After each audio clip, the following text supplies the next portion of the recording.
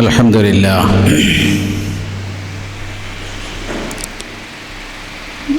അൽഹംദുലില്ലാഹി റബ്ബിൽ ആലമീൻ. ഗാഫിരി الذنب وقابل التوب شديد العقاب ذي الطول لا إله إلا هو إليه المصير. والصلاة والسلام على سيدي وحبيبي ونور قلبي وقرة عيني محمد بن عبد الله وعلى آله وصحابته والتابعين لهم بإحسان إلى يوم الدين. اللهم لا سهل إلا ما جعلته سهلا وأنت تجعل الحزن إذا شئت سهلا.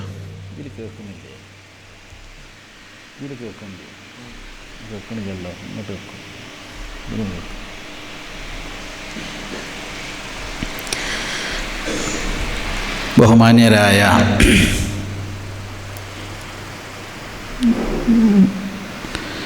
വേദിയിലും സദസ്സിലുമുള്ള വ്യക്തിത്വങ്ങളെ, വിദ്യാർത്ഥിനികളെ, അസ്സലാമു അലൈക്കും വറഹ്മത്തുള്ളാഹി വബറകാതുഹു. ഈജിപ്തിലെ അറിയപ്പെട്ട ഒരു സാഹിത്യകാരനാണ് മുഹമ്മദ് ലുത്ഫി അൽ മംഫലൂത്തി. വളരെ മനോഹരമായ കഥകളും നോവലുകളുമൊക്കെ അദ്ദേഹം രചിച്ചിട്ടുണ്ട്. ഇസ്ലാമിനെ പറ്റിയും നന്നായി അറിവുള്ള ഷേഖുമാരിൽ നിന്ന് പഠിച്ച ഒരു സാഹിത്യകാരനാണ് അദ്ദേഹം. അദ്ദേഹത്തിന് അബറാത്ത്, നദറാത്ത് എന്നൊക്കെ പറഞ്ഞിട്ട് ചെറുകഥാ പുസ്തകങ്ങളുണ്ട്. അതിലൊരു കഥയിൽ അദ്ദേഹം സമൂഹത്തിൻ്റെ ഒരവസ്ഥ ചിത്രീകരിക്കുന്നുണ്ട്. ഒരാൾ വിശന്ന് വലഞ്ഞ്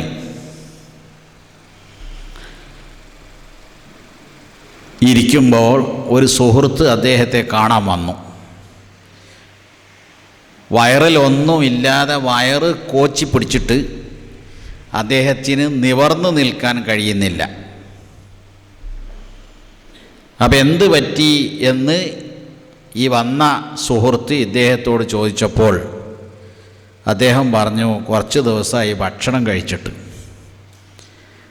വിശന്നിട്ട് വയറ് കോച്ചി പിടിച്ചിട്ട് എഴുന്നേറ്റ് നിൽക്കാൻ കഴിയാതെ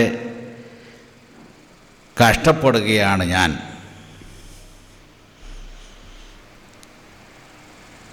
പിറ്റേ ദിവസം ഇദ്ദേഹം മറ്റൊരു സുഹൃത്തിനെ കാണാൻ ചെന്നു. ഈ വയറ് കാഞ്ഞ് വിശന്ന് കോച്ചിപ്പിടിച്ച് പ്രയാസം കൊണ്ട് പൊളയുന്ന തൻ്റെ സുഹൃത്തിനെ കണ്ട അയാൾ പിറ്റേ ദിവസം വേറൊരു സുഹൃത്തിനെ കാണാൻ ചെന്നപ്പോൾ അദ്ദേഹം കിടന്ന ആ ഇരുന്ന ഇരിപ്പിൽ നിന്ന് ചാരി ഇരുന്നിടത്തു നിന്ന് എഴുന്നേറ്റ് കൈ കൊടുക്കാൻ കഴിയുന്നില്ല. വയറിങ്ങനെ തടവുന്നുണ്ട്. അപ്പം അദ്ദേഹം പറഞ്ഞു, എന്ത് പറ്റി? അപ്പം അദ്ദേഹം പറഞ്ഞു, തടി കൂടിയിട്ട് ഓവറായി തിന്നിട്ട് തടി കൂടിയിട്ട് എഴുന്നേറ്റ് നിൽക്കാനും നടക്കാനൊന്നും കഴിയാത്ത പരുവത്തിലായിട്ട് ആ കഷ്ടപ്പാടിലാണ് ഞാൻ. ഈ രണ്ട് സംഭവവും ഉദ്ധരിച്ചിട്ട്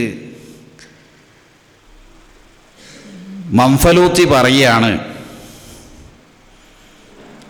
അധികം കഴിച്ച് പ്രയാസപ്പെടുന്ന അയാൾ, ആ സുഹൃത്ത്, തനിക്ക് ആവശ്യമുള്ളത് കഴിച്ച് ബാക്കി ഈ പട്ടിണി കിടക്കുന്നയാൾക്ക് കൊടുത്തിട്ടുണ്ടായിരുന്നുവെങ്കിൽ അദ്ദേഹവും രക്ഷപ്പെടുമായിരുന്നു, ഇദ്ദേഹവും രക്ഷപ്പെടുമായിരുന്നു. ദുനിയാവിലും രക്ഷപ്പെടുമായിരുന്നു, പരലോകത്തും രക്ഷപ്പെടുമായിരുന്നു എന്ന്. നമ്മുടെ സമൂഹത്തിൻ്റെ യഥാർത്ഥ ചിത്രമാണ് ഈ അവതരിപ്പിക്കുന്നത്. ഞങ്ങളൊക്കെ ചെറുപ്പത്തിൽ സ്കൂളിൽ പഠിക്കുന്ന കാലത്ത് പഴയ ആളുകൾക്കൊക്കെ ഓർമ്മ ഉണ്ടാവും, സലീമാഷക്ക് ഓർമ്മ ഉണ്ടാവും, ഒരു ഗോതമ്പിൻ്റെ നുറുക്കിൻ്റെ ഉപ്പുമാവ് കിട്ടുകയാണ്. ഈ ഗോതമ്പിൻ്റെ നുറുക്ക് അമേരിക്ക ഫ്രീ ആയിട്ട് കൊടുക്കുന്നതാണ് പറയുന്നത് കേട്ട്. അമേരിക്കയിൽ ഉണ്ടാക്കുന്ന ഗോതമ്പം അധികം വന്നിട്ട് ഫ്രീ ആയിട്ട് കൊടുക്കുകയാണ്. അതിനേക്കാൾ ഗോതമ്പ് ഇന്ത്യയിൽ ഉണ്ടാക്കുന്നുണ്ട്, അത് വേറെ വിഷയം. അതെന്തിനാന്ന് വിചാരിച്ചാൽ അമേരിക്കയുടെ അന്നം തിന്ന് ജീവിക്കുന്നവരാണ് എന്ന് തോന്നിപ്പിക്കാൻ വേണ്ടി ആയിരിക്കണം ആ സംഭവം. ശരിയാണെങ്കിൽ ഇപ്പം ഇങ്ങനത്തൊക്കെ പറയുമ്പോൾ നല്ല ശ്രദ്ധിക്കണം.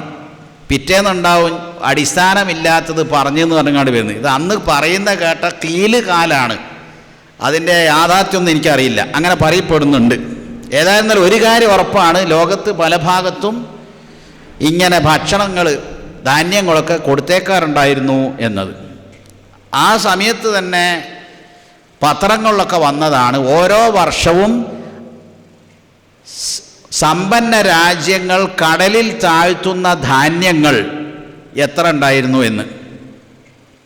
അതൊക്കെ അങ്ങനെ നശിപ്പിച്ചിട്ടില്ലെങ്കിൽ വില കുറയും. മാർക്കറ്റിൽ ധാന്യങ്ങൾ കൂടുമ്പോൾ അതിന് വില കുറയും. അപ്പോൾ അതുകൊണ്ട് പാവങ്ങളെ ചൂഷണം ചെയ്യാൻ കഴിയില്ല, വില കുറഞ്ഞാൽ നഷ്ടമുണ്ടാവും, ലാഭത്തിൽ നഷ്ടമുണ്ടാവും എന്നൊക്കെ പറയപ്പെടാറുണ്ട്. ഇവിടെയാണ് അലി റളിയല്ലാഹു അൻഹു ഉദ്ധരിച്ചതായി ഇമാം ത്വബറാനിയൊക്കെ രേഖപ്പെടുത്തിയ ഒരു ഹദീസ്.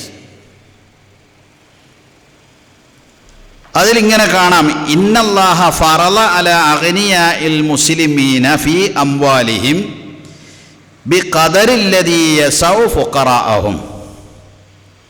അല്ലാഹു സമ്പന്നരായ ആളുകളുടെ സമ്പത്തിൽ നിശ്ചയിച്ചിരിക്കുന്നു, നിർബന്ധമാക്കിയിരിക്കുന്നു, അവരുടെ കൂട്ടത്തിലെ ദരിദ്രരായ ആളുകൾക്ക് മതിയാവുന്നത്ര ആവശ്യമുള്ളത്. വലൻ തുജ്ഹദൽ ഫുഖറാഉ ഇദാ ജാഉ വഅറൗ. ദരിദ്രരായ ആളുകൾ പട്ടിണി കിടക്കുകയോ വസ്ത്രം ധരിക്കാനില്ലാത്ത അവസ്ഥ അഭിമുഖീകരിക്കുകയോ ചെയ്തിട്ടില്ല. ഇല്ലാ ബിമാ സനഅ അഗ്നിയാഉഹും. അവരുടെ കൂട്ടത്തിലെ സമ്പന്നരായ ആളുകൾ അവരുടെ ചെയ്തി കാരണമല്ലാതെ. അലാ വ ഇന്നല്ലാഹ അസ്സ വജല്ല യുഹാസിബുഹും യൗമൽ ഖിയാമത്തി ഹിസാബൻ ശദീദ. അറിഞ്ഞുകൊള്ളുക, അല്ലാഹു അവരെ അന്ത്യദിനത്തിൽ കഠിനമായി ശിക്ഷിക്കുന്നതാണ്. സുമ്മ യുഅദ്ദിബുഹും അദാബൻ അലീമ. പിന്നീട് അവരെ വേദനാജനകമായ ശിക്ഷ നൽകുന്നതുമാണ് എന്ന്. വളരെ വലിയ ആശയമാണ് ഈ ഹദീസിൽ നമുക്ക് കാണാൻ കഴിയുന്നത്. പ്രിയമുള്ളവരെ, അല്ലാഹു സുബ്ഹാനഹു വ തആല സമ്പത്ത് കൊടുക്കുന്നതിൻ്റെ മാനദണ്ഡം ഒരാളുടെ ഈമാനോ തഖ്വയോ അല്ല. ഒരാൾക്ക് സമ്പത്ത് വിലക്കുന്നതിൻ്റെ മാനദണ്ഡവും ഈമാനോ തഖ്വയോ അല്ല.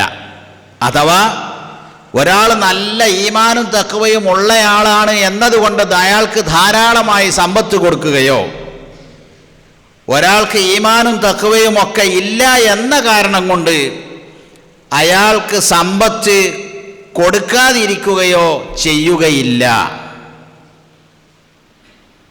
എന്തിനധികം, അള്ളാഹു ഒരാൾക്ക് സമ്പത്ത് കൊടുക്കുന്നതിൻ്റെ മാനദണ്ഡം ഒരാളുടെ അറിവും പരിചയവും കൂടിയല്ല.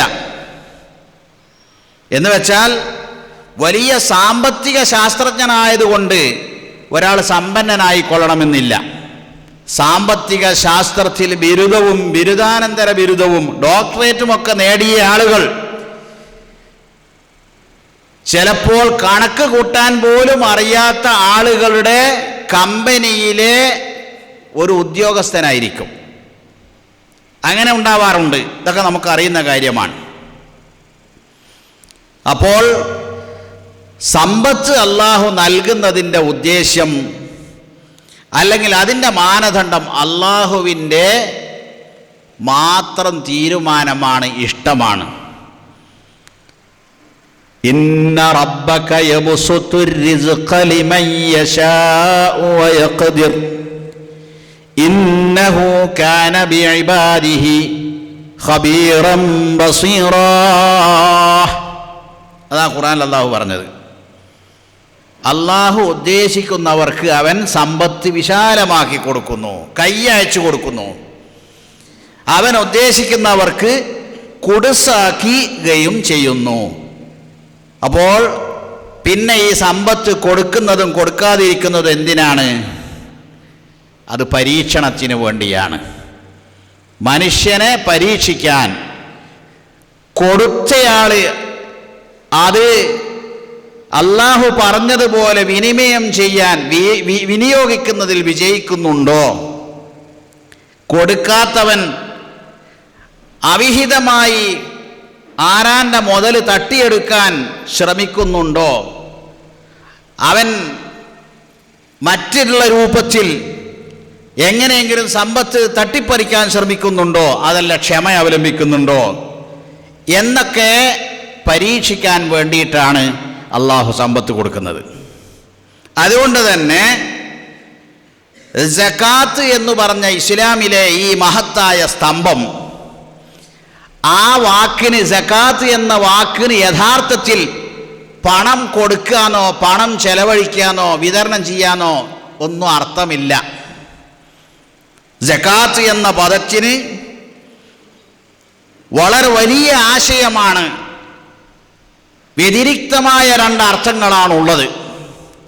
ഒന്നാമത്തെ അർത്ഥം സംസ്കരിക്കുക, ശുദ്ധീകരിക്കുക എന്നൊക്കെയാണ്. വനഫ്സിൻ വമാ സവ്വാഹാ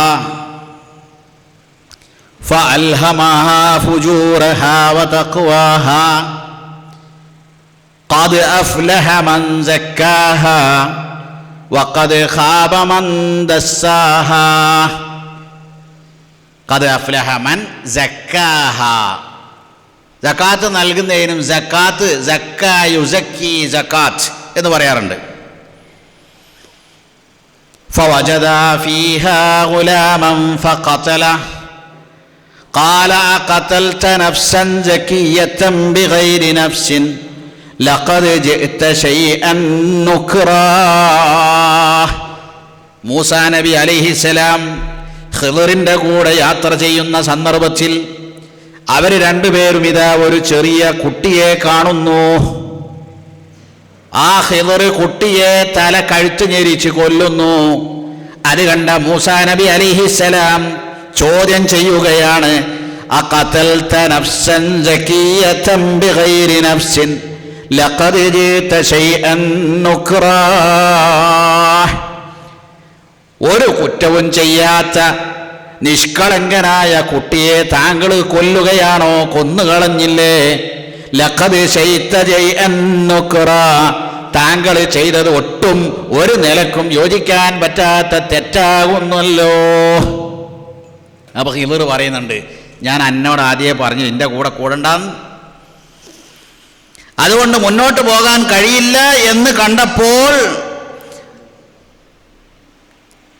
അവസാനം ഇതിൻ്റെയൊക്കെ വിശദീകരണം പറയുന്ന കൂട്ടത്തിൽ ഖുർആൻ പറയാ, ഫഅമ്മൽ ഗുലാമു, എന്നാൽ മൂസയെ കേട്ടോ, ആ കുട്ടിയെ കൊന്നില്ലേ?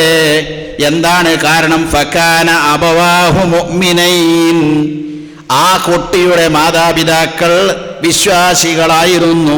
ഫഖശീനാ അൻ യുർഹിഖഹുമ തുഗ്യാനൻ വകുഫ്റാ. ആ കുട്ടി വലുതാകുകയും അങ്ങനെ മാതാപിതാക്കളെ പ്രയാസപ്പെടുത്തുകയും അവരോട് ക്രൂരത ചെയ്യുകയും ചെയ്യുമെന്ന് നമ്മൾ ഭയപ്പെട്ടു. ഫഅറദിനാ അൻ യുബ്ദിലഹുമാ ഖൈറൻ മിൻഹു സകാത്തൻ വഅഖറബ റുഹ്മാ. അവിടെ സകാത്ത് എന്ന പദം ഉപയോഗിച്ചാണ് നിങ്ങൾ. ഫഅറദിനാ അൻ യുബ്ദിലഹുമാ റബ്ബുഹുമാ, അതുകൊണ്ട് നാം അവർക്ക് രണ്ടുപേർക്കും പകരമായി വേറൊരു കുട്ടിയെ നൽകണമെന്ന് അള്ളാഹു ഉദ്ദേശിച്ചു. ഖൈറൻ മിൻഹു സകാത്തൻ, അവനേക്കാൾ സംസ്കാരമുള്ള കുട്ടിയെ. അപ്പൊ ഖൈറൻ മിൻഹു സകാത്തൻ. ഇപ്പൊ സക്കാത്ത് എന്നുള്ള പദം കണ്ടോ നിങ്ങൾ വന്നത്? അപ്പോൾ അവിടെ സംസ്കരണം, ശുദ്ധീകരണം എന്നൊക്കെയാണ് അവിടെ അതിൻ്റെ അർത്ഥം. മറ്റൊരർത്ഥം അതും ഖുർആനിൽ കാണാം. മറ്റൊരർത്ഥം വളർച്ച എന്നാണ്. സകാത്തിന്റെ മറ്റൊരർത്ഥം വളർച്ച എന്നാണ്. വമാ ആതൈതും മിർ റിബൻ ഫീ അംവാലിൻ നാസി ലിയർബുവ ഫീ അംവാലിൻ നാസി ഫലാ യർബു ഇൻദല്ലാഹ്. നിങ്ങൾ ജനങ്ങളുടെ സ്വത്തിൽ വർധനവുണ്ടാക്കാൻ വേണ്ടി നിങ്ങൾ നൽകുന്ന പലിശയുണ്ടല്ലോ, ഒമാതൈതും മിർ റിബൻ, അത് അല്ലാഹുവിങ്കൽ വളരുകയില്ല. പിന്നെ അല്ലാഹു പറയാ വമാ ആതൈതും മിൻ സകാത്തിൻ തുരീദൂന വജ്ഹല്ലാഹി ഫഉലൈക ഹുമുൽ മുളഇഫൂൻ. നിങ്ങൾ അല്ലാഹുവിൻ്റെ പ്രീതി ഉദ്ദേശിച്ചുകൊണ്ട് നൽകുന്ന ഏതൊരു സക്കാത്തും ഫഉലൈക ഹുമുൽ മുളഇഫൂൻ, അവരത്രേ ഇരട്ടിപ്പിക്കുന്നവർ എന്ന്. ഇനി നമ്മൾ സക്കാത്തിൻ്റെ സാമൂഹ്യതയാണല്ലോ നമ്മളെ വിഷയം. ഈ സക്കാത്തും സദക്കയും ധാരാളമായി നൽകുന്ന ആളുകളെ സംബന്ധിച്ച് നിങ്ങളൊരു പഠനം നടത്തി നോക്കൂ. അവർക്ക് ഇങ്ങനെ വർദ്ധിച്ചു കൊണ്ടിരിക്കും. അവരുടെ സമ്പത്ത് വളർന്നുകൊണ്ടേയിരിക്കും. ദുനിയാവിലും വളരും, പരലോകത്തും വളരും എന്നതാണ് യാഥാർത്ഥ്യം. അതെങ്ങനെയാണെന്ന് ചോദിച്ചാൽ അത് അള്ളാഹുവിൻ്റെ ഒരു തൗഫീഖാണ്. അതുകൊണ്ട് ഏതൊരു പ്രദേശത്ത് നിന്നാലും സദക്ക കൊടുക്കുന്ന ആളുകളും സക്കാത്ത് കൊടുക്കുന്ന ആളുകളും അവരുടെ അടുത്ത് തന്നെ എല്ലാവരും ചെല്ലുക. അവരെക്കാൾ സമ്പന്നരായവർ ആ പ്രദേശത്തുണ്ടാവും. ഒരു റെസീറ്റ് ബുക്ക് ചെയ്തിട്ട് പോകണണ്ട എങ്ങട്ടാ, അയാൾ പോയിട്ട് കാര്യമില്ല, 5 പൈസ കിട്ടൂല എന്നറിയും. അവിടെ പോയിട്ട് കാര്യമില്ല, 5 പൈസ കിട്ടൂല, മഹാപിഷ്കനാണ്. തൊട്ടപ്പുറത്തെ വീട് അത്ര പത്രാസം പൗടിയുള്ള വീടൊന്നും അയക്കൂല. അവിടെ പോയാലോ അവിടെ കയറിക്കോളി, ഉണ്ടെങ്കിൽ കിട്ടും. എല്ലാവർക്കും കൊടുക്കുന്നുണ്ടാവും, പക്ഷേ അവർക്കൊരിക്കലും കുറയൂല. എല്ലാ കൊല്ലവും കൊടുക്കുന്നവർ തന്നെയാണ് ഏറ്റവും കൂടുതൽ കൊടുത്തുകൊണ്ടിരിക്കുക. അപ്പം അതുകൊണ്ട് കോരുന്ന കിണറിലെ വെള്ളം ശുദ്ധീകരിക്കപ്പെടുകയും ചെയ്യും, അതിൽ നല്ല ശക്തമായ ഉറവും ഉണ്ടാവും. ഇതുപോലെയാണ് സകാത്ത് കൊടുക്കുന്ന ആളുകളുടെ അവസ്ഥ എന്ന് മനസ്സിലാക്കാം. നബി സല്ലല്ലാഹു അലൈഹി വസല്ലം സകാത്തുമായി ബന്ധപ്പെട്ട് നടപ്പാക്കിയ ആ നയം, പോളിസി, അതിൻ്റെ വിജയം എത്രത്തോളം ഉണ്ടായിരുന്നു എന്ന് പരിശോധിക്കേണ്ടതാണ് നമ്മൾ. ചരിത്ര യാഥാർത്ഥ്യങ്ങൾ ആ കാര്യം വിശദീകരിച്ചു തരുന്നുണ്ട്. നബി സല്ലല്ലാഹു അലൈഹി വസല്ലമയോട് അള്ളാഹു പറയുന്നുണ്ട്, ഖുദ് മിൻ അംവാലിഹിം സ്വദഖതൻ, പ്രവാചകരെ അവരുടെ സമ്പത്തിൽ നിന്ന് താങ്കൾ സ്വദഖ, സകാത്ത് വസൂലാക്കണം. തുതഹിറുഹും വതുസക്കീഹിം ബിഹാ, അത് അവരെ ശുദ്ധീകരിക്കുകയും സംസ്കരിക്കുകയും ചെയ്യുന്നു. അതുകൊണ്ട് ഹലാലായ മുതലിൽ നിന്നേ സക്കാത്ത് വാങ്ങാൻ പറ്റുള്ളൂ. എന്നുവെച്ചാൽ ഒരാളെടുത്ത് ഒരു 10 ലക്ഷം രൂപ ബാങ്കിൽ ഡെപ്പോസിറ്റ് ഉണ്ട്, അയാൾക്ക് അതിനൊരു 10,000 ഉറുപ്പ്യ പലിശയുണ്ടെന്ന് വിചാരിക്കുക.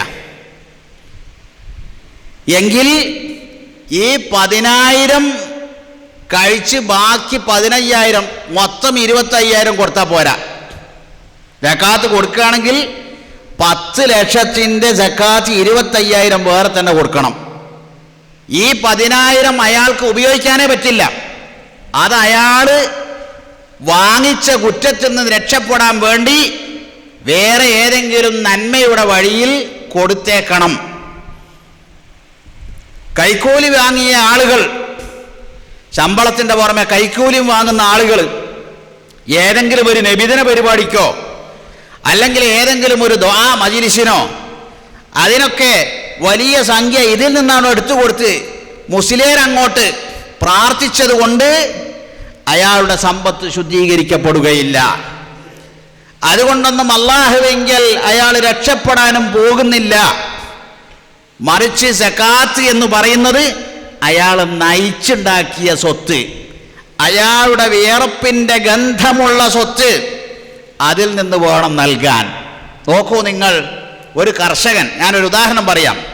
സക്കാത്ത് സമൂഹത്തിൽ ഉണ്ടാക്കുന്ന അനുരണനങ്ങൾ എത്രത്തോളം ഉണ്ടെന്ന് മനസ്സിലാക്കാൻ ചെറിയ ഒരു ഉദാഹരണം പറയാം. ഒരു കർഷകൻ, അയാൾ എന്നും രാവിലെ പണിയായുധങ്ങളുമായി പാടത്തേക്ക് പോകുന്നു.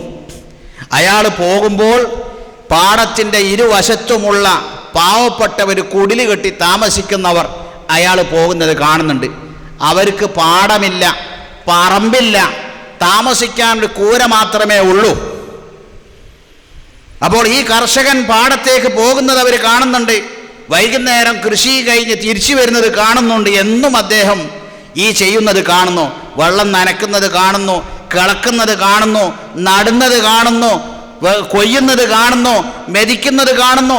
ഇതൊക്കെ ഇവർ കാണുന്നുണ്ട്. അങ്ങനെ അയാൾ വിളവെടുപ്പ് ദിവസം 100 ചാക്കിൽ ഇങ്ങനെ വിളവ് എടുത്ത ആ നെല്ല് അല്ലെങ്കിൽ അരി കുത്തിപ്പാറ്റി 100 ചാക്ക് ഇങ്ങനെ നിറച്ചു വെച്ച്, ആ 100 ചാക്കിൽ 10 ചാക്ക്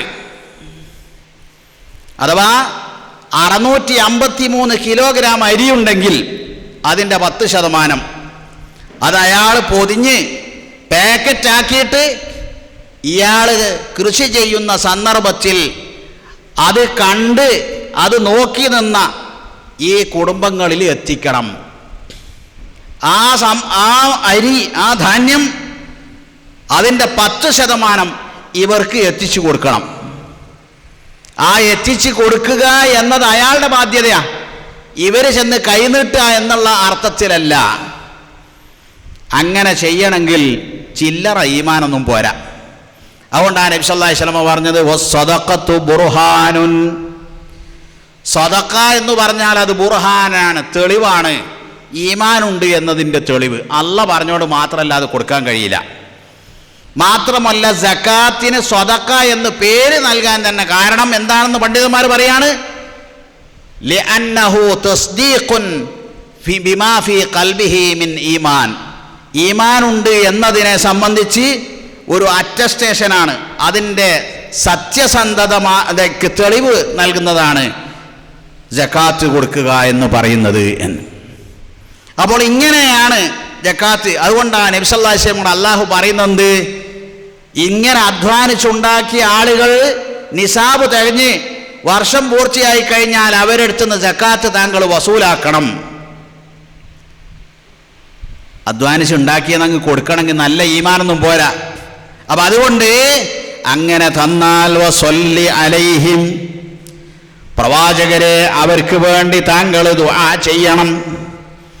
രാവിലെ മുതൽ വൈകുന്നേരം വരെ കഷ്ടപ്പെട്ട് അധ്വാനിച്ചുണ്ടാക്കിയ സമ്പത്ത് ഈ അധ്വാനത്തിലോ കഷ്ടപ്പാടിലോ യാതൊരു പങ്കും വഹിക്കാത്ത, എന്നാൽ ദാരിദ്ര്യത്തിൻ്റെ പ്രയാസം അനുഭവിക്കുന്ന കുടുംബങ്ങളിലേക്ക് താങ്കളുടെ സക്കാത്ത് കൊണ്ടുപോയി കൊടുക്കണമെന്നാണ് കൽപ്പന.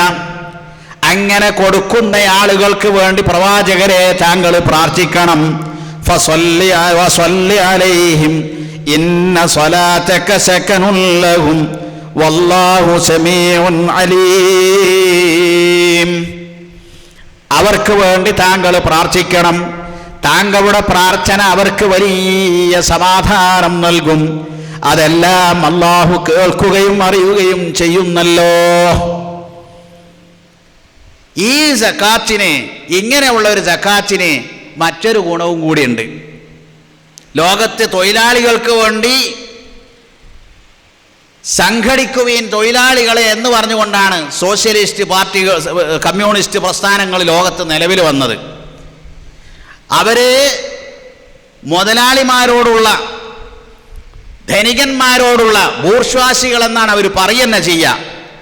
അവർക്കെതിരെ ഉള്ള ഒരു വെറുപ്പും വിദ്വേഷവും ആളിക്കത്തിച്ചുകൊണ്ട് രണ്ട് വിഭാഗങ്ങൾ തമ്മിലുള്ള സംഘട്ടനത്തിൻ്റെയും സംഘർഷത്തിൻ്റെയും വേദിയാക്കി മാറ്റി ഈ ലോകത്തെ.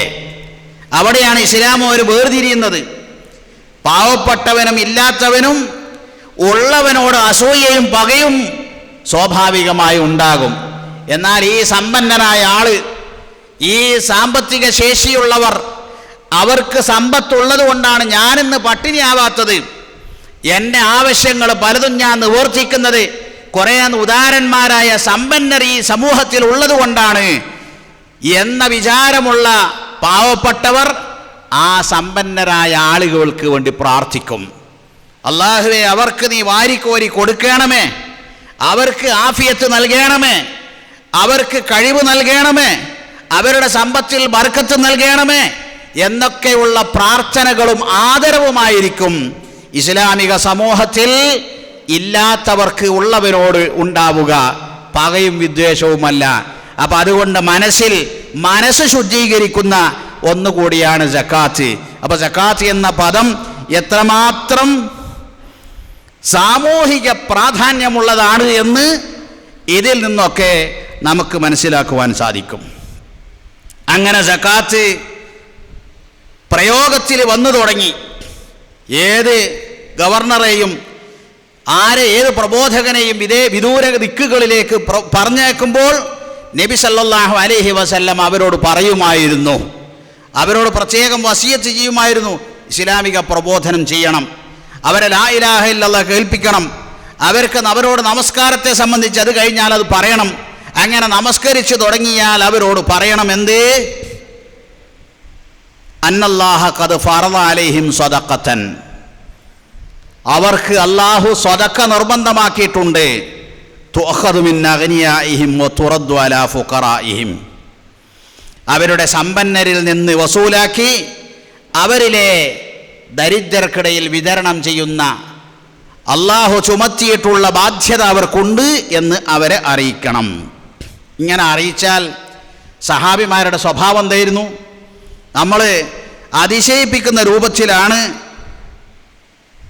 സഹാബിമാരുടെ അതിനോടുള്ള പ്രതികരണം. ചരിത്രത്തിൽ അതൊക്കെ വായിച്ചാൽ നമ്മൾ ഞെട്ടിപ്പോകും. ഇമാം അബൂ ദാവൂദ് റിപ്പോർട്ട് ചെയ്യുന്നൊരു ഹദീസിൽ കാണാം, ഉബയ്യ് ഇബ്നു കഅബ് റളിയല്ലാഹു അൻഹു പറയാം, അള്ളാഹിൻ്റെ റസൂൽ സക്കാത്ത് പിരിക്കാൻ വേണ്ടി എന്നെ പറഞ്ഞയച്ചു. ഒരു പ്രദേശത്തെ സക്കാത്ത് കാൽക്കുലേറ്റ് ചെയ്ത് അത് കളക്ട് ചെയ്യാൻ വേണ്ടി അള്ളാഹുവിൻ്റെ റസൂല് എന്നെ പറഞ്ഞയച്ചു. അങ്ങനെ ഞാനൊരു സഹാബിയുടെ വീട്ടിലെത്തി. അവിടെ ചെന്നപ്പോൾ അദ്ദേഹത്തിന് ഒട്ടകങ്ങളുണ്ട്, കുറേ ഒട്ടകങ്ങൾ. ആ ഒട്ടകങ്ങളൊക്കെ നോക്കിയപ്പോൾ അദ്ദേഹം കൊടുക്കേണ്ടത്, സക്കാത്തായി കൊടുക്കേണ്ടത് ഇബ്നത്തു മഖാൽ, അഥവാ ഒരു വയസ്സ് കഴിഞ്ഞ് 2ാം വയസ്സിലേക്ക് പ്രവേശിച്ച ഒരു ചെറിയ ഒട്ടകക്കിടാവിനെയാണ്. അങ്ങനെ ഞാൻ പറഞ്ഞു, നിങ്ങളുടെ സക്കാത്ത് ഈ ഒട്ടകക്കുട്ടിയാണ്, ഒട്ടകക്കിടാവാണ് എന്ന് ഞാൻ പറഞ്ഞു. അപ്പോൾ ഇദ്ദേഹം പറഞ്ഞു, അതുകൊണ്ട് എന്താ കാര്യം? ദാക മാലാ ലബന ഫീഹി വലാ വഹർ, ആ ഒട്ടകക്കുട്ടിയെ ഞാൻ സക്കാത്തായിട്ട് തന്നിട്ട് എന്താ കാര്യം? അതിൻ്റെ പുറത്ത് സവാരി ചെയ്യാൻ മാത്രം അത് വളർന്നിട്ടില്ല. ഇനി കറന്ന് പാല് കുടിക്കാനാണെങ്കിൽ അതിനുള്ള പ്രായം അതിനൊട്ടായിട്ടുമില്ല. അതുകൊണ്ട് വമാ കുന്തുരി ഉഖ്രിദല്ലാഹ മിൻ മാലി മാലാ ലബന ഫീഹി വലാ വഹർ, അല്ലാഹുവിന് ഞാൻ ഒരിക്കലും ഇങ്ങനെ ഉപകാരമില്ലാത്തത് കൊടുക്കുകയില്ല. അത്ര ചെറുത് നിസാരമായതൊന്നും ഞാൻ അള്ളാഹ്ക്ക് കൊടുക്കും. ഇത് കൊടുക്കുന്ന അള്ളാഹ്ക്കാണെന്ന് അദ്ദേഹത്തിൻ്റെ ഈമാൻ അദ്ദേഹത്തെ ഇതിന് സമ്മതിക്കുന്നില്ല. ഉബയ്യ് ഇബ്നു കഅബ് റളിയല്ലാഹു അൻഹു ആകട്ടെ കുടുങ്ങിയല്ലോ. കാരണം ഒരാൾക്ക് നിർബന്ധമായതിൽ അധികം വാങ്ങിക്കാൻ ഇദ്ദേഹത്തിനും അധികാരമില്ല. അദ്ദേഹം പറഞ്ഞു, നിങ്ങൾ ഈ ഒട്ടകക്കുട്ടിയെ കൊടുക്കുക എന്നതാണ് നിങ്ങളുടെ ബാധ്യത, അത് സ്വീകരിക്കുക എന്നതാണ് എൻ്റെ ബാധ്യത. അതിലധികം നിങ്ങൾ തന്നാൽ നിങ്ങൾ തരേണ്ടതിനേക്കാൾ അധികം ഞാൻ നിങ്ങളുടെ അടുത്ത് നിന്ന് വാങ്ങേണ്ടി വരും, അതിനെനിക്ക് അനുവാദമില്ല. രണ്ടാളും തർക്കമായി. ചരിത്രത്തിൽ ഒരിക്കലും ആർക്കും കാണാൻ കഴിയാത്ത, വിശ്വസിക്കാൻ കഴിയാത്ത തർക്കം കോടതിയിലെത്തി. നമ്മൾ ചരിത്രത്തിൽ കോടതികളിൽ പല തർക്കങ്ങളും കാണാറുണ്ട്, വായിച്ചിട്ടുണ്ട്. എൻ്റെ സ്വത്ത് അവൻ എടുത്തു, എനിക്ക് തരാനുള്ളത് അവൻ തരുന്നില്ല എന്നൊക്കെ പറഞ്ഞിട്ടുള്ള കേസുകൾ കോടതിയിലെത്താറുണ്ട്. ഇവിടെ എന്താ കേസ്? ഞാൻ കൂടുതൽ കൊടുത്തിട്ടോ വാങ്ങുന്നില്ല. ലാ ഇലാഹ ഇല്ലല്ലാഹ്. ഞാൻ കൂടുതൽ കൊടുത്തിട്ട് അദ്ദേഹം എന്തുകൊണ്ട് വാങ്ങുന്നില്ല? റസൂൽ സല്ലല്ലാഹു അലൈഹി വസല്ലമയുടെ അടുത്ത് ഞാനിതാ നല്ല മുന്തിയ ഒട്ടകം, അതിനെ കൊണ്ടുപോയിക്കോ എന്ന് പറഞ്ഞിട്ട് അദ്ദേഹം വാങ്ങുന്നില്ല. അതുകൊണ്ട് റസൂലെ താങ്കൾ വിധി പറയണം. ഇസ്ലാമിക ചരിത്രത്തിൽ രേഖപ്പെടുത്തപ്പെട്ട ഇമാം അബൂദാവൂദ് ഉദ്ധരിച്ച സഹീഹായ ഹദീസിൽ വന്നതാണ് ഈ പറയുന്നത്.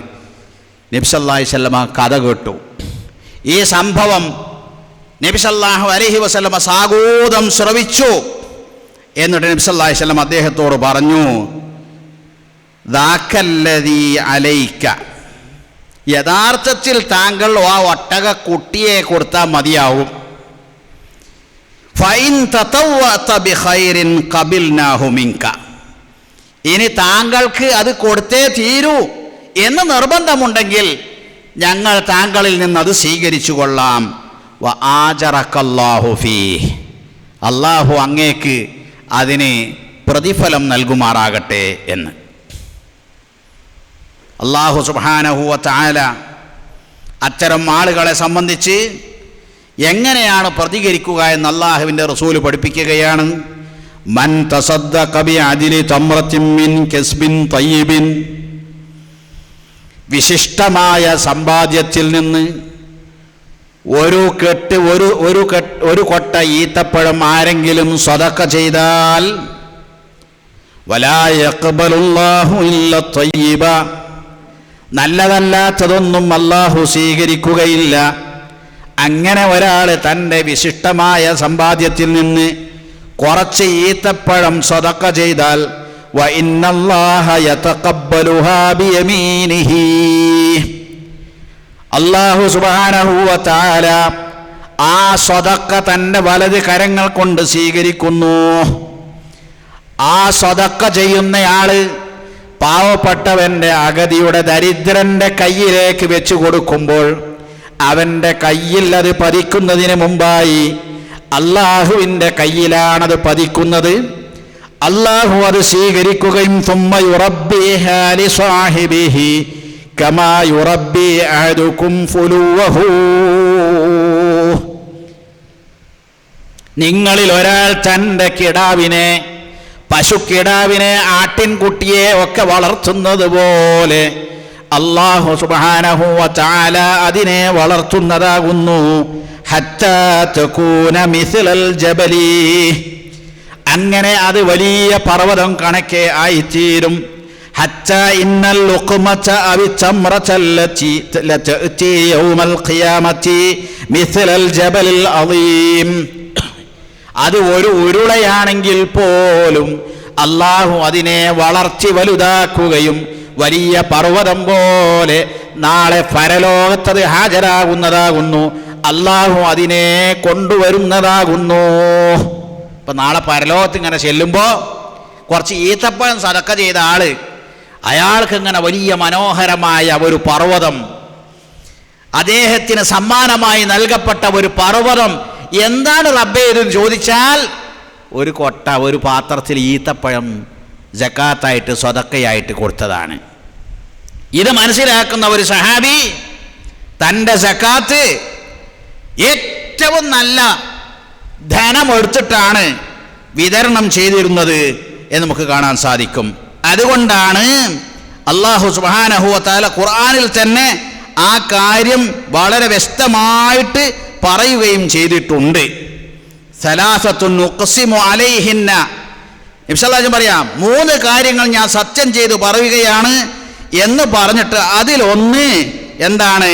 മാ നഖസ മാലു അബ്ദിൻ മിൻ സദഖ, സദഖ ചെയ്തുകൊണ്ട്, ദാനധർമ്മങ്ങൾ ചെയ്തതുകൊണ്ട് ഒരു അടിമയുടെയും സമ്പത്ത് കുറഞ്ഞു പോവുകയില്ല. കാരണം 2 മലക്കുകളെ അല്ലാഹു പ്രത്യേകം ഏർപ്പെടുത്തിയിരിക്കുന്നു. മാമിൻ യൗമിൻ യുസ്ബിഹു ബിൽ ഇബാദു ഫീഹി ഇല്ലാ വ മലക്കാനി യൻസിലാൻ, ഒരൊറ്റ ദിവസവും നേരം വെളുക്കുന്നില്ല, ഒരൊറ്റ ദിവസവും പുലരുന്നില്ല, അല്ലാഹു 2 മലക്കുകളെ ഇറക്കിയിട്ടല്ലാതെ. ഫയഖൂലു അഹദുഹുമാ, അതിൽ ഒരു മലക്ക് പ്രാർത്ഥിച്ചുകൊണ്ടിരിക്കും, അല്ലാഹുമ്മ ആതി മുൻഫിഖൻ ഖലഫൻ, അല്ലാഹുവേ ചെലവഴിക്കുന്ന ആളുകൾക്ക് നീ പകരമായി നൽകണമേ. വയഖൂലുൽ ആഖറു, മറ്റേ മലക്ക് പ്രാർത്ഥിക്കും, അല്ലാഹുമ്മ ആതി മുംസിക്കൻ തലഫാ,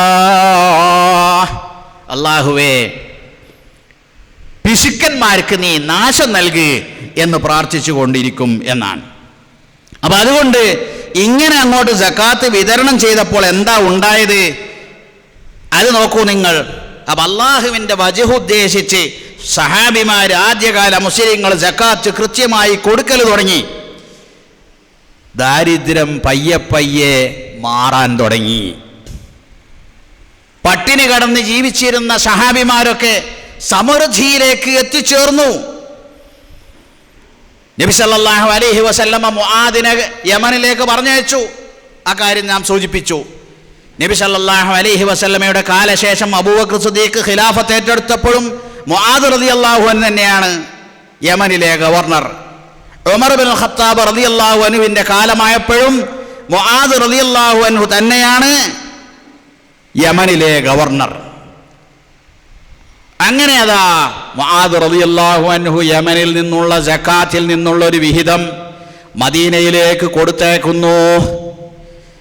നമ്മളെ കേരളത്തിൽ നിന്ന് ബോംബെ പോകുന്ന അത്ര ദൂരം മിനിമം ഉണ്ടാവും യമനിൽ നിന്ന് മദീനയിലേക്ക്. ഒരുപാട് ഒട്ടകങ്ങളുടെ പുറത്ത് യമനിൽ നിന്നുള്ള സക്കാത്ത് കളക്ട് ചെയ്തുകൊണ്ട് മുആദ് റളിയല്ലാഹു അൻഹു മദീനയിലേക്ക് കൊടുത്തേക്കുന്നു. ഉടനെ ഉമർ അൽ ഖത്താബ് റളിയല്ലാഹു അൻഹു താക്കീത് ചെയ്യുന്നു. എന്താണ്? ലം അബ്അസ്ക ജാബിയൻ വലാ ആഖിറ സദഖതൻ വലാകിൻ ബഅസ്തുക ലിതഅഖുദ മിൻ അഗ്നിയാഇൻ നാസി ഫതറുദ്ദഹാ അലാ ഫുഖറാഇഹിം. താങ്കളെ ഞാൻ യമനിലേക്ക് പറഞ്ഞയച്ചത് അവിടെ നിന്ന് സക്കാത്ത് പിരിച്ച് ഇങ്ങോട്ട് കൊടുത്തേക്കാനല്ല, മറിച്ച് അവിടെയുള്ള സക്കാത്ത് കളക്ട് ചെയ്തുകൊണ്ട്, സമ്പന്നരിൽ നിന്ന് കളക്ട് ചെയ്തുകൊണ്ട് അവിടെയുള്ള അഗതികൾക്കും ദരിദ്രർക്കുമൊക്കെ വിതരണം ചെയ്യാൻ വേണ്ടിയിട്ടാണ്. അപ്പോൾ മുആദ് റളിയല്ലാഹു അൻഹു മറുപടി, മാ ബഅസ്തു ഇലൈക ബിശൈഇൻ വഅന അജിദു അഹദൻ യഅഖുദുഹു മിന്നി. അമീറുൽ മുഅ്മിനീൻ, ഞാൻ നിങ്ങൾക്ക് ഇത് കൊടുത്തയച്ചത് തന്നെ എന്താണെന്നറിയോ? അവിടെ അത് മേടിക്കാൻ ആരെയും ഞാൻ കാണാത്തതുകൊണ്ടാണ്. 1/3 കൊടുത്തയച്ചത്. പിറ്റേത്തെ വർഷമാകുമ്പോഴേക്ക് ആ കാലത്ത് സക്കാത്ത് വാങ്ങിയ ആളുകളൊക്കെ ധനികന്മാരായി. പലർക്കും സക്കാത്ത് വാങ്ങേണ്ടി വരാത്ത വിധം ഓരോരുത്തരും സ്വയം പര്യാപ്തി നേടി. അപ്പം അതുകൊണ്ട് പിറ്റേത്തെ കൊല്ലം പകുതി സമ്പത്ത് മദീനയിലേക്ക് കൊടുത്തേക്കുന്നു. സക്കാത്തിൻ്റെ പകുതി മദീനയിലേക്ക് കൊടുത്തേക്കുന്നു. അപ്പോഴും ഉമർ ഇത് ആവർത്തിക്കുന്നു. അപ്പോഴും മുആദ് പഴയ മറുപടി തന്നെ ആവർത്തിക്കുന്നു. ഫലമ്മാ കാനൽ ആമു സാലിസ്, അങ്ങനെ 3-ാമത്തെ വർഷമായപ്പോൾ ബഅസ ഇലൈഹി ബിഹാ കുല്ലഹാ, യമനിലത്തെ സക്കാത്ത് മുഴുവനും മദീനയിലേക്ക് കൊടുത്തേക്കുന്നു. നല്ല കൃഷിയോഗ്യമായ, നല്ല കച്ചവടം സമൃദ്ധമായ ആ യമനിലെ സക്കാത്ത് ഇങ്ങനെ കൂടുകയും അവിടെയല്ല എല്ലാവരും ഐശ്വര്യവാന്മാരാവുകയും ചെയ്ത് മദീനയിലേക്ക് ബാക്കി കൊടുത്തേക്കുകയാണ്. മുആദ് റളിയല്ലാഹു അൻഹു കുറിപ്പത്തിൽ എഴുതുകയാണ്, മാ വജദ്തു അഹദൻ യഅഖുദു മിന്നീ ശൈആ. ആരും ഇവിടെ നിന്നത് സക്കാത്ത് വാങ്ങുന്നതായിട്ട്, എൻ്റെ അടുത്ത് നിന്ന് സക്കാത്ത് വാങ്ങാനായിട്ട് ഇവിടെ ആരും ഇല്ല അമീറുൽ മുഅ്മിനീൻ എന്ന് പറഞ്ഞിട്ട് കൊടുത്തേക്കുകയാണ്. ആര്? മുആദ് ബിൻ ജബൽ റളിയല്ലാഹു അൻഹു. അപ്പം ആ സക്കാത്ത് കൊടുക്കൽ അങ്ങനെയായിരുന്നു. അല്ലാതെ നമ്മുടെ നാട്ടിൽ നിങ്ങൾ കണ്ടില്ലേ, റമളാൻ ഇങ്ങോട്ടായാൽ, റമളാൻ 27 ദിവസം ഇങ്ങോട്ടായാൽ കുറേ പാവങ്ങൾ വന്ന് സമ്പന്നരായ ആളുകളെ വീട്ടിൽ ക്യൂ നിൽക്കുക. എന്നിട്ട് ഇയാളിങ്ങനെ 100ൻ്റെ നോട്ടും 500ൻ്റെ നോട്ടും, അതിൽ 500 കിട്ടിയവന് വിചാരിക്കുക വലിയൊരു സൗഭാഗ്യവാനായിട്ടാണ്. ലക്ഷങ്ങൾ സക്കാത്ത് കൊടുക്കാനുള്ള ആളുകൾ 100, 200, 500 കൊടുക്കുന്നത്. ഞാനൊരു കണക്കൂട്ടി നോക്കുമ്പോൾ ഓരോ ജില്ലയിലും 10,000 സ്ത്രീകൾ 50 പവൻ സ്വർണം ഒരു നിധിയായി, ഒരു അസറ്റായി സൂക്ഷിക്കുന്നുണ്ടെങ്കിൽ അവരുടെ സക്കാത്ത് മാത്രം 75 കോടി ഉണ്ടാവും, അതിലേറെ ഉണ്ടാവും. 10 ജില്ലകളിലത് കണക്കൂട്ടിയാൽ മൊത്തം 45 ലക്ഷത്തിലധികം സ്ത്രീകൾ നമ്മുടെ നാട്ടിലുണ്ട്. കേരളത്തിൽ മാത്രം 45 ലക്ഷത്തിലധികം. അതിൽ 50 പവനൊക്കെ സ്വർണ്ണമുള്ള സ്ത്രീകൾ 1 ലക്ഷം കൂട്ടണം, 10,000 കൂട്ടി നോക്കി എത്ര ഉണ്ടാകുമെന്ന് നമുക്ക് കാണാൻ സാധിക്കും. ലക്ഷക്കണക്കിന് സർക്കാർ ഉദ്യോഗസ്ഥന്മാരുണ്ട്, ലക്ഷക്കണക്കിന് കച്ചവടക്കാരുണ്ട്. ഒരു മൊബൈൽ ഷോപ്പിൽ ഒരു 25 മൊബൈൽ ഉണ്ടെങ്കിൽ എത്ര ഉണ്ടാവുമെന്ന് നിങ്ങൾ കണക്കൂട്ടി നോക്കി. സാധാരണ ഒരു മൊബൈലിന് ഒരു 10,000 റുപ്യ കണക്കൂട്ടി നോക്കിയാൽ 10 മൊബൈലിന് 1 ലക്ഷം റുപ്യയായി. അത് 100 മൊബൈൽ ഉണ്ടെങ്കിൽ എത്രയായി? അത് 10,000-ൻ്റെത് 1 ലക്ഷം വരെയുള്ള അതിലപ്പുറമുള്ള മൊബൈലൊക്കെ ഉണ്ട്. അപ്പോൾ എത്ര ഉണ്ടാവും? ഒരു ചെരുപ്പ് കടയിൽ, ഒരു ഹാർഡ്വെയർസിൽ, ഒരു ഇലക്ട്രിക് ഷോപ്പിൽ, ഓരോ ഉപകരണത്തിൻ്റെയും, ഒരു ഫർണിച്ചർ കടയിൽ എത്ര ഉണ്ടാവും സക്കാത്ത്? നിങ്ങൾ കണക്കൂട്ടി നോക്കി. 85 ഗ്രാം 85 ഗ്രാം സ്വർണത്തിന് എത്ര വില ഉണ്ടോ അത്രയും വിലക്കുള്ള സ്റ്റോക്ക് ഒരാളുടെ കച്ചവട സ്ഥാപനത്തിലുണ്ടെങ്കിൽ അയാൾ അതിൻ്റെ 2.5% സക്കാത്ത് കൊടുക്കണം. അങ്ങനെയുള്ള 1 ലക്ഷം കച്ചവടക്കാരെ കൂട്ടിയാൽ 250 കോടി ഉണ്ടാവും ഒരു കൊല്ലത്തെ സക്കാത്ത്. കേരളത്തിലെ ഒരു അറിയപ്പെട്ട ലോകാടിസ്ഥാനത്തിൽ പ്രശസ്തനായ ഒരു സമ്പന്നന്റെ മുതൽ, അയാളുടെ ആസ്തി 50,000 കോടിയാണ്. ഇന്നലെ മിനിഞ്ഞാന്നത്തെ പത്രത്തിൽ കേരളത്തിൽ 10,000 കോടി മുതലിറക്കാമെന്ന് പറഞ്ഞ് സമ്പന്നരായ ആളുകളുണ്ട്. ആ കൂട്ടത്തിൽ മുസ്ലിങ്ങളുണ്ട്. നിങ്ങൾ ആ പത്രവാർത്ത എടുത്ത് വായിച്ചു നോക്കണം. 50,000 കോടിയിൽ 25,000 കോടി അയാളുടെ സ്ഥിരം ആസ്തിയാക്കി മാറ്റിവെച്ചാൽ അതിൻ്റെ നേർപകുതിയുടെ സക്കാത്ത് മാത്രം 625 കോടി ഉണ്ടാവും.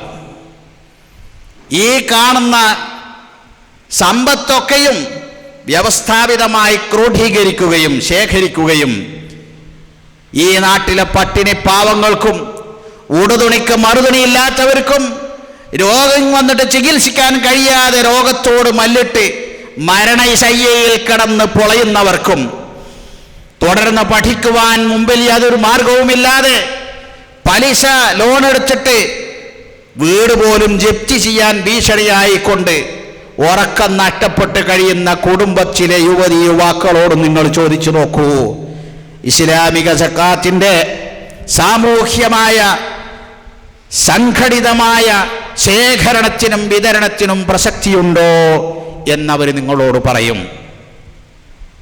ഇത് വെറുതെയുള്ള കണക്കല്ല, ഏറ്റവും മിനിമവുമല്ല, അതിൻ്റെയും മിനിമമാണ് ഉദാഹരണമായിട്ട് ഞാൻ പറഞ്ഞത്. പ്രിയമുള്ളവരെ, ഇങ്ങനെയുള്ള സക്കാത്ത് എങ്ങനെ കൊടുക്കണമെന്നാണ് ഈ സംഘടിത സക്കാത്തിനെതിരെ ആവേശപൂർവം പ്രസംഗിക്കുകയും എഴുതുകയും വിമർശനത്തിൻ്റെ ശരം ഇത് ശരിയാം വണ്ണം വിതരണം ചെയ്യുകയും ചെയ്യുന്ന ആളുകൾക്ക് നേരെ എഴുതുവിടുന്ന ആളുകൾ മറച്ചു വെക്കുന്ന കുറേ കാര്യങ്ങളുണ്ട്. എങ്ങനെയാണ് സക്കാത്ത് കൊടുക്കേണ്ടത്? ഒരാൾക്ക് സക്കാത്ത് കൊടുത്താൽ അയാൾക്ക് ഇഗ്നാ ഉണ്ടാകണം, അഥവാ സ്വയം പര്യാപ്തത ഉണ്ടാകണം. ഇമാം നവവി 7-ാം നൂറ്റാണ്ടിൽ എഴുതി വെച്ച് നിങ്ങൾ കേൾക്കൂ.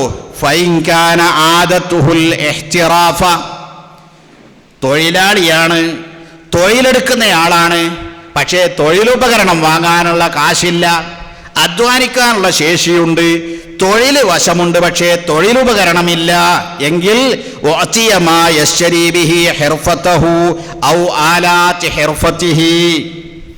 അയാൾക്ക് തൊഴിലെടുക്കാനുള്ള ഉപകരണം അത് മേടിച്ചു കൊടുക്കണം.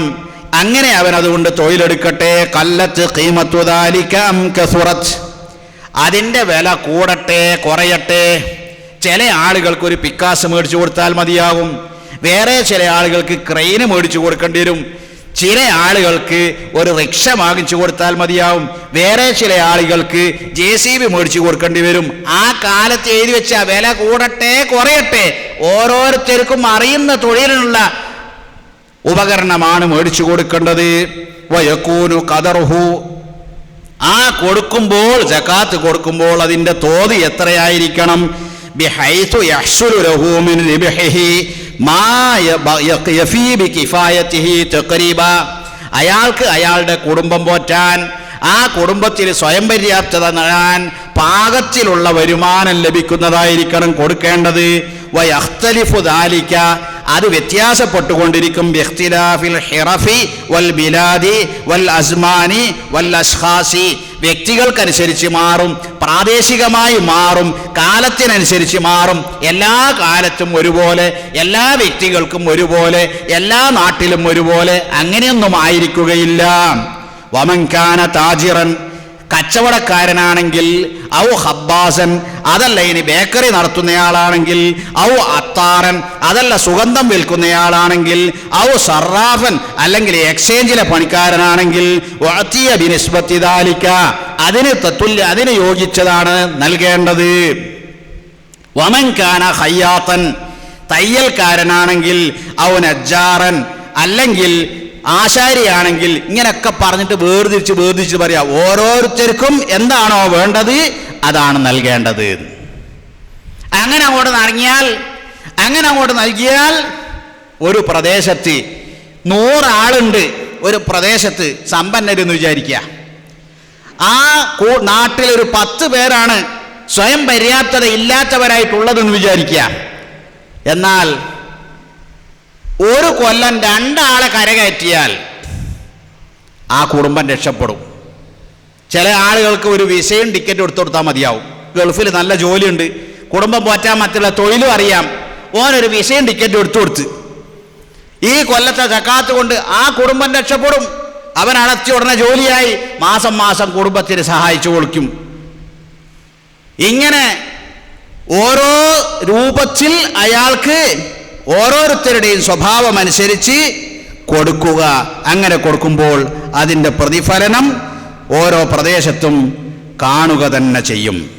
പ്രിയമുള്ളവരെ, ഇതൊക്കെ സകാത്തിൻ്റെ സാമൂഹികമായ പ്രതിഫലനങ്ങൾ എത്രയാണെന്ന് വ്യക്തമാക്കുന്നതാണ്. അതുകൊണ്ട് തന്നെ ഒരു ചെറിയ കണക്കൂട്ടിയാൽ സമ്പന്നരായ മുസ്ലിങ്ങൾ മുഴുവൻ കൃത്യമായി സകാത്ത് കൊടുക്കാൻ തീരുമാനിച്ചാൽ ഈ ലോകത്ത് ദരിദ്രരുണ്ടാവില്ല. വെറുതെ പറയുന്നല്ലത്, നിങ്ങളൊന്ന് കണക്കൂട്ടി നോക്കിക്കോളി. ഈ ലോകത്ത് ദരിദ്രരുണ്ടാവില്ല. എന്നിട്ട് ഉമർ ബിൻ അബ്ദുൽ അസീസിന്റെ കാലത്ത് ദരിദ്രരില്ലാതെ എന്താ ചെയ്തതെന്ന് അറിയങ്ങൾ? അടിമകളെ വാങ്ങി മോചിപ്പിക്കുക. ഇസ്ലാമിക സമൂഹം ഒരുപാട് അങ്ങനെ ദരിദ്രരൊന്നില്ലെങ്കിൽ ഇസ്ലാമിൻ്റെ ഉന്നമനത്തിന് വേണ്ടി, അള്ളാഹുവിൻ്റെ വചനമുയർത്താൻ വേണ്ടിയുള്ള ജിഹാദി സംരംഭങ്ങൾ, ദഅവാ പ്രവർത്തനങ്ങൾ, അതിനൊക്കെ വേണ്ടിയിട്ട് സകാത്തിൻ്റെ സമ്പത്ത് വിനിയോഗിക്കാൻ സാധിക്കും. നാട് മൊത്തം അഭിവൃദ്ധിപ്പെടും, സാമ്പത്തികമായ ഉത്ഘ്രഥനമുണ്ടാകും ഈ സകാത്ത് വ്യവസ്ഥാപിതമായും കൃത്യമായും വിതരണം ചെയ്താൽ. അപ്പം അതുകൊണ്ട് ഈ അല്ലാഹു സുബ്ഹാനഹു വ തആല സകാത്ത് നിർബന്ധമാക്കിയപ്പോൾ അത് ഏതെങ്കിലും ഒരു വ്യക്തിയുടെ സാമ്പത്തിക സുസ്ഥിതി ഉറപ്പുവരുത്തുക എന്ന ലക്ഷ്യം മാത്രമല്ല, ബഹുമുഖമായ ലക്ഷ്യങ്ങൾ ഒരൊറ്റ ഇബാദത്ത് കൊണ്ട് സാക്ഷാത്കരിക്കപ്പെടും. ഇസ്ലാമിലെ എല്ലാ ആരാധനാ അനുഷ്ഠാനങ്ങളും ശരീഅത്ത് കൽപ്പിച്ചിട്ടുള്ള എല്ലാ വിധികളും പരിശോധിച്ച് നോക്കിയാൽ അതിന് വമ്പിച്ച പ്രതിഫലനങ്ങളും അനുരണനങ്ങളുമാണ്, സൽഫലങ്ങളുമാണ് ഈ ലോകത്ത് തന്നെ കാണാൻ കഴിയുക എന്ന് നമുക്ക് മനസ്സിലാക്കാൻ സാധിക്കും. അതുകൊണ്ട് സകാത്തുമായി ബന്ധപ്പെട്ട് ചെറിയ ഒരു ആമുഖം മാത്രമാണ്, അതിൻ്റെ സാമൂഹികമായ പ്രതിഫലനവുമായി ബന്ധപ്പെട്ട് ചെറിയ ഒരു ആമുഖം മാത്രമാണ് ഞാൻ നിങ്ങളുടെ മുമ്പിൽ ഇപ്പോൾ സംസാരിച്ചതിൽ ഉൾപ്പെടുത്തിയിട്ടുള്ളത്. ഈ സകാത്തിനെ കുറിച്ച് ശരിക്കും മനസ്സിലാക്കി അതിൻ്റെ എല്ലാ വശങ്ങളും സമൂഹത്തിൽ എത്തിക്കുവാൻ നാം ഓരോരുത്തരും പരിശ്രമിക്കേണ്ടതാണ് എന്ന് മാത്രം പറഞ്ഞുകൊണ്ട് ഞാൻ എൻ്റെ സംസാരം ഇവിടെ അവസാനിപ്പിക്കുന്നു. വആഖിറു ദഅവാനാ അനിൽ ഹംദുലില്ലാഹി റബ്ബിൽ ആലമീൻ. വസ്സലാമു അലൈക്കും വറഹ്മത്തുള്ളാഹി വബറകാതുഹു.